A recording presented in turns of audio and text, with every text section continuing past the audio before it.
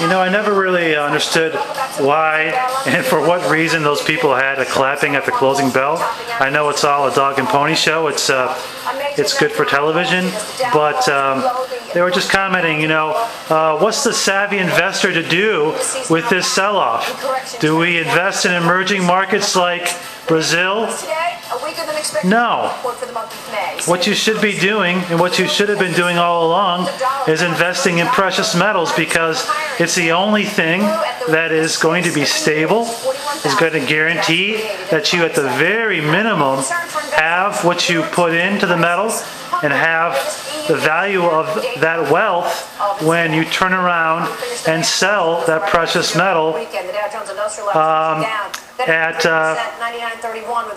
at all-time highs. Now, silver right now is at about $17.39 an ounce.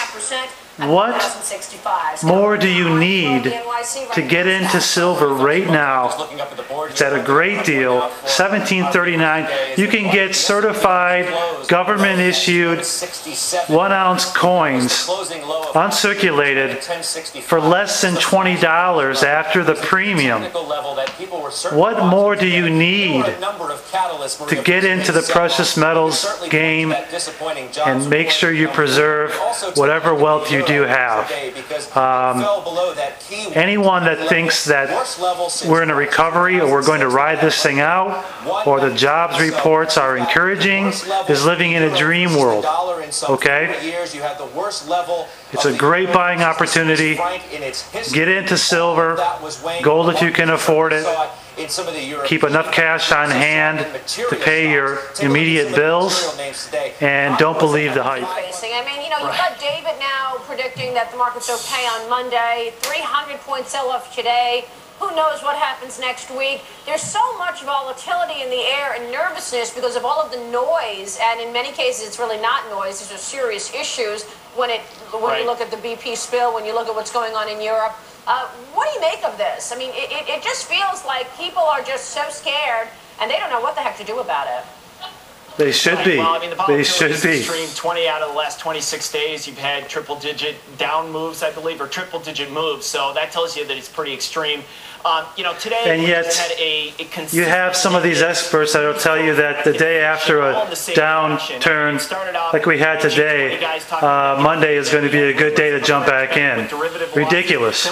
It's ridiculous. Statement by the Hungarian spokesman saying they could default on their debt. Of course Hungary is going to default on their debt. Of course they are. They're broke. They want, and then, of course, the poor non-farm payroll numbers. So everything pointed to risk off today, and boy, we got a lot of it. So going forward, if this doesn't show you that you should be getting out of the market, I don't know what will.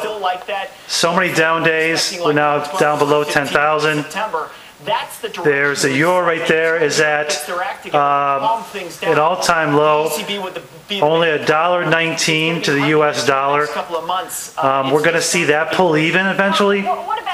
And then, of course, we'll see the U.S. dollar stronger than the euro, and then things get really interesting. Well, I mean, despite having another down day in the stock market, there are some stocks that have held up better than others, and some that will definitely hold up better in a deflationary or inflationary environment. And the stocks that I would recommend if you have to be in the market are mining stocks, and in some cases energy stocks. If you're savvy with the energy sector and you understand your risk, there is some limited opportunity there.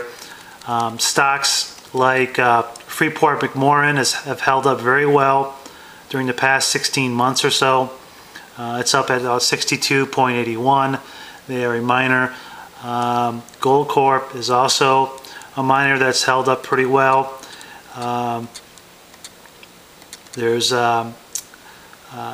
Newport Mining, Agnico Eagle Mines, which is a solid stock with good management that I think eventually they had mentioned that they will be issuing dividends on that, which make it a little more worthwhile.